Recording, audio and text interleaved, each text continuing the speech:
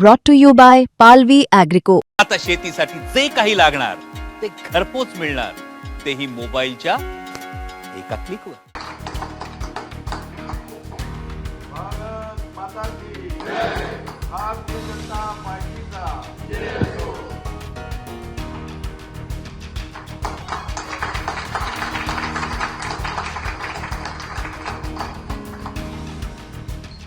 किंवा देण्याची तयारी होती कदाचित, असं असताना तुम्ही भाजपमध्ये प्रवेश का केला?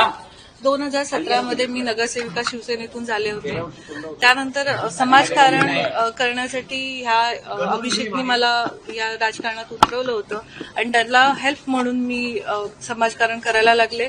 त्यानंतर 2 वर्षाआधी 1-1.5 वर्षाआधी अभिषेकची निर्घृण हत्या झाली. त्यानंतर परत मी समाजकारण करायला सुरुवात केली. पण करताना प्रभागामध्ये जी विकासाची कामं अपुरी राहत होती आणि होत नव्हती, माझ्या लोकांची कामं होत नव्हती, त्यासाठी हा निर्णय घेतलेला आहे.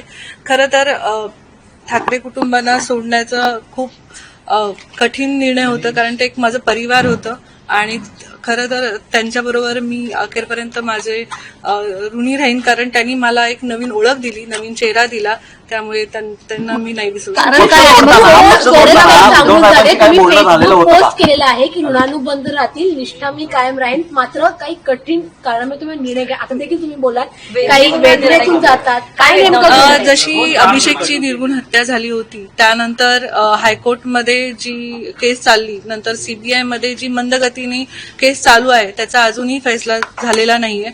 त्यामुळे मी जेव्हा देवेंद्र फडणवीस साहेबांना भेटली, हे आमचे बोलणं झालं की लवकरात लवकर सीबीआयला सांगून ते निर्णय घेतले जाईल आणि जी केसचं निकाल आहे ते निकाल त्यांना न्याय मिळवून देण्यासाठी तुम्ही प्रवेश केला. न्याय मिळवण्यासाठी पण आलेली आहे आणि विकासाची कामं लवकरात लवकर होतील आणि मला पूर्ण संधी मिळेल की विकासाची कामं करण्याची. तुम्हाला असं वाटतं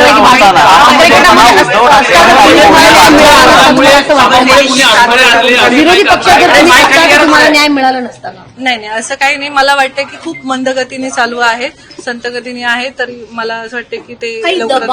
तुम्ही जिकडे काम करत होता तिकडे काही अडथळे होते का? कोणी काही अडथळे आणले होते? असं काही नाहीये. काही दबाव होता का तुमच्या? नाही, असं काही नाही.